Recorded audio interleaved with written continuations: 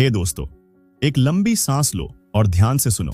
अगर आज तुम यहां हो तो शायद तुम एक ऐसी फीलिंग से गुजर रहे हो जो दिल को सच में चुभती है। किसी ऐसे इंसान को खोना जो तुम्हें बहुत प्यारा है। शायद ये एकदम से हुआ या फिर धीरे धीरे दूरी बढ़ती गई, जिससे तुम कंफ्यूज्ड, हर्टेड और परेशान हो कि आखिर गलती कहां हुई। आज मैं तुम्हें बताऊंगा कि उससे वापस कैसे जीतेगा, ना कि भीख मांग के या रो के, बल्कि अपने अप्रोच, माइंडसेट और जिंदगी को बदल के। ये सिर्फ एक रिलेशनशिप को ठीक करने की बात नहीं है, ये खुद को बेहतर बनाने की बात है। वो इंसान जो प्यार, इज्जत और कनेक्शन फिर से अट्रैक्ट कर सके। ट्रस्ट मी, ये एंड नहीं है बल्कि एक बड़ी शुरुआत है। तो चलो शुरू करते हैं। पहला स्टेप, वल्नरेबिलिटी और नीडीनेस में फर्क समझो। सबसे बड़ी गलती जो लोग करते हैं, जब उन्हें लगता है कि वो किसी के दिल से दूर जा रहे हैं तो वो नीडी बन जाते हैं। तुम्हें पता है, जब दिल टूटता है तो हम क्या करते हैं? एक के बाद एक मैसेज भेजना शुरू कर देते हैं। प्लीज बात करो, आई एम सॉरी यार, तू कहां है? या फिर कॉल पे कॉल करके पूछते हैं, क्या हुआ, मुझे बताए क्यों नहीं? ये सब नीडीनेस है और ये एक बड़ा रेड फ्लैग है। लेकिन सुनो, वल्नरेबिलिटी अलग चीज है। जब तुम अपने दिल की बात ऑनेस्टली बोलते हो, जैसे मुझे तेरी याद आती है या मैं अभी भी तुम्हें केयर करता हूं, ये वल्नरेबिलिटी है। ये दिखाता है कि तुम रियल हो, ऑथेंटिक हो और ये चीज अट्रैक्टिव है। पर जब तुम हद पार करते हो, बार बार टेक्स्ट, उसके पीछे भागना या उसे कन्विंस करने की कोशिश करना कि वो वापस आ जाए, तो ये प्रेशर बन जाता है। और प्रेशर हमेशा लोगों को दूर भगाती है। एक मिनट के लिए सोचो, अगर तुम उसकी जगह होते तो क्या तुम्हें वो इंसान पसंद आता जो दिन रात मैसेज करे, रोने धोने की बातें करे, या वो जो स्ट्रांग है, काल्म है और अपनी वैल्यू जानता है? बिल्कुल दूसरा वाला, है ना? तो बस यही अप्रोच रखना है। मैं ये नहीं कह रहा कि कम्युनिकेशन बंद कर दो, अपने फीलिंग्स शेयर करना जरूरी है, लेकिन ये सब स्ट्रेंथ के साथ करो, ना कि डेस्परेशन के साथ। नंबर 2, कंट्रोल, बाउंड्रीज और ह्यूमन नेचर। एक और बात जो अक्सर लड़के मिस कर देते हैं, कंट्रोल एक इल्यूजन है, लेकिन बाउंड्रीज सब कुछ हैं। तुमने शायद रिलेशनशिप डायनामिक्स का टर्म सुना होगा। ये बेसिकली दो लोगों के बीच पावर का बैलेंस होता है। अगर तुम हमेशा अवेलेबल हो, हर वक्त उसके लिए कुछ ना कुछ कर रहे हो, उसका इंतजार करते रहते हो, तो तुम अपना कंट्रोल खो रहे हो। अब मैं ये नहीं बोल रहा कि रिलेशनशिप में पावर स्ट्रगल होनी चाहिए, लेकिन म्यूचुअल रिस्पेक्ट और अंडरस्टैंडिंग जरूरी है। जब तुम अपनी बाउंड्रीज भूल के उसकी हर ख्वाहिश पूरी करने लगते हो, तो ये सिग्नल जाता है कि तुम्हारी नीड्स मैटर नहीं करती और ये कभी भी अट्रैक्टिव नहीं होता।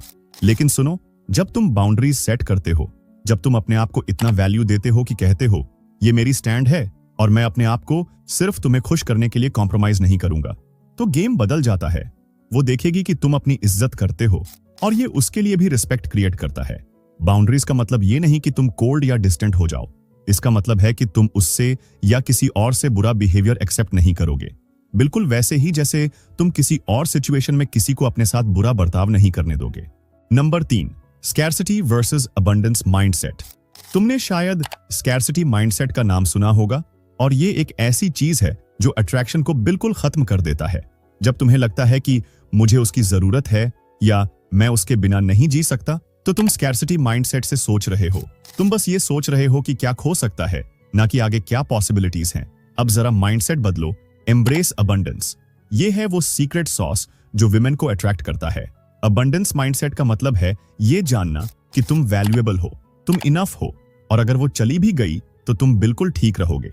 तुम उसके पीछे नहीं भाग रहे क्योंकि तुम्हें उसकी जरूरत है, तुम उसके पीछे हो क्योंकि तुम उसे अपनी लाइफ में चाहते हो और ये भी बिलीव करते हो कि अगर ये होना लिखा है तो हो जाएगा। अगर तुम हमेशा वर्स्ट केस सिनेरियो के बारे में सोचोगे तो वही मिलेगा। लेकिन जब तुम अपने सारे ऑप्शंस और अपॉर्चुनिटीज पे फोकस करते हो, चाहे वो उसके साथ हो या उसके बिना, तो एक अलग ही एनर्जी रेडिएट होती है। ट्रस्ट मी, ये एरोगेंस या सेल्फिशनेस नहीं है, ये सेल्फ रिस्पेक्ट है। और विमेन को ये बहुत पसंद आता है जब एक मर्द अपने आप को सबसे ज्यादा वैल्यू देता है। नंबर 4, ऑब्सेसिव थिंकिंग क्यों होता है और इसे कैसे रोकना है।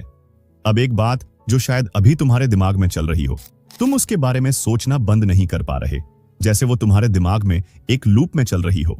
हर टेक्स्ट, हर बात, हर कॉन्वर्सेशन को बार बार याद कर रहे हो, सोच रहे हो कि गलती कहां हुई। लेकिन बात यह है, तुम उसके आइडिया के एडिक्ट हो, रियलिटी के नहीं। जब तुम ऑब्सेसिव थिंकिंग में फंस जाते हो तो तुम उस चीज पे फोकस करते हो जो तुम्हारे पास नहीं है, ना कि उस पे जो तुम आगे अपने लिए बना सकते हो। ये सोचना बंद करो कि क्या हुआ था, और ये सोचना शुरू करो कि आगे क्या होगा। ओवरथिंकिंग का साइकिल तोड़ना जरूरी है। वैसे भी ज्यादा सोचने से क्लैरिटी नहीं बल्कि और ज्यादा सेल्फ डाउट और कंफ्यूजन मिलता है। इसकी जगह अपनी मेंटल एनर्जी को खुद पे लगाओ, नए हैबिट्स बनाओ, नए पैशंस डिस्कवर करो, नए गोल सेट करो जो उससे बिल्कुल कनेक्टेड ना हो। यही है वो तरीका जो तुम्हें इस ऑब्सेशन से फ्री करेगा। नंबर 5, खुद को रीबिल्ड करो और कंट्रोल वापस लो। अब तक तो तुम्हें समझ आ गया होगा कि उससे वापस जीतना शुरू उससे नहीं, तुमसे होता है।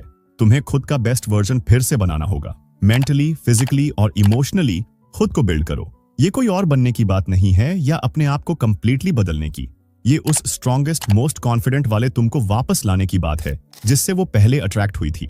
जिम जाओ, अपने करियर पे फोकस करो, दोस्तों के साथ टाइम बिताओ और ऐसे हॉबीज या गोल्स ढूंढो जो तुम्हें एक्साइट करें। ये बस डिस्ट्रैक्शंस नहीं होने चाहिए, ये तुम्हारी पर्सनैलिटी का हिस्सा बनना चाहिए। जब तुम ये करते हो, एक पावरफुल चीज होती है, डायनामिक्स चेंज हो जाती है। अब तुम वो नहीं जो उसके पीछे भाग रहा है, तुम वो बन जाते हो जो सबकी नजरों में रिस्पेक्ट और एडमिरेशन पाता है, इंक्लूडिंग उसकी। ये हार्ड टू गेट खेलने की बात नहीं है, ये अपनी बेस्ट लाइफ इतनी शिद्दत से जीने की बात है कि वो क्यूरियस हो जाए कि ये बंदा क्या कर रहा है। नंबर 6, पेशेंस और टाइमिंग का खेल। एक बात जो बहुत जरूरी है लेकिन लोग अक्सर भूल जाते हैं, सब्र रखना और सही वक्त का इंतजार करना। देखो, जब दिल टूटता है या कोई दूर जाता है तो दिल में एक जल्दी सी होती है कि अभी सब ठीक कर दो, लेकिन जिंदगी और रिलेशनशिप्स ऐसे काम नहीं करते। तुमने अपने आप पे काम शुरू किया, बाउंड्रीज सेट किए, माइंडसेट शिफ्ट किया, ये सब टाइम मांगता है और उससे वापस जीतने का प्रोसेस भी इंस्टेंट नहीं होता। पेशेंस का मतलब ये नहीं कि तुम बस बैठ के उसका वेट करो, इसका मतलब है अपनी लाइफ को इतना ऑसम बनाओ कि वो खुद नोटिस करे। टाइमिंग भी बहुत मैटर करता है। अगर तुम गलत वक्त पे मूव करोगे, जैसे उसके अभी भी गुस्सा या हर्ट होने पे बात करने की कोशिश करोगे, तो चीजें और खराब हो सकती हैं। थोड़ा स्पेस दो, उसे भी अपने फीलिंग्स प्रोसेस करने का मौका दो। जब तुम दोनों थोड़ी क्लैरिटी के साथ आगे बढ़ोगे, तब एक ऑनेस्ट, काम और कॉन्फिडेंट बातचीत बहुत बड़ा इंपैक्ट बना सकती है। तो याद रखो, सब्र रखो, अपने आप को बेहतर बनाते रहो और सही वक्त का इंतजार करो। जब तुम अपनी वैल्यू दिखाओगे और सही टाइमिंग के साथ अप्रोच करोगे, तो चांसेस बहुत बढ़ जाएंगे कि वो तुम्हें नए नजरिए से देखेगी। तुम उससे वापस जीत सकते हो, लेकिन इसमें टाइम लगेगा, सेल्फ रिफ्लेक्शन चाहिए और माइंडसेट शिफ्ट करना होगा। अगर तुम इन स्टेप्स को फॉलो करते हो और सच में अपने बेस्ट वर्जन पे काम करते हो, तो रिजल्ट्स खुद ब खुद दिखेंगे। चाहे वो वापस आए या ना आए, तुम्हें कुछ बहुत ज्यादा वैल्यूएबल मिलेगा, अपने आप को बेहतर समझने का मौका और एक नई कॉन्फिडेंस। याद रखो, किसी लड़की को वापस जीतना परफेक्शन के बारे में नहीं है या अपने आप को बदलने के बारे में। ये उससे और खुद को दिखाने के बारे में है कि तुम्हारे पास कुछ स्पेशल है जो ऑफर कर सकता है। चाहे कुछ भी हो, ग्रो करते रहो, इवॉल्व करते रहो और कभी भी उससे कम के लिए सेटल मत करो जो तुम ट्रूली डिजर्व करते हो।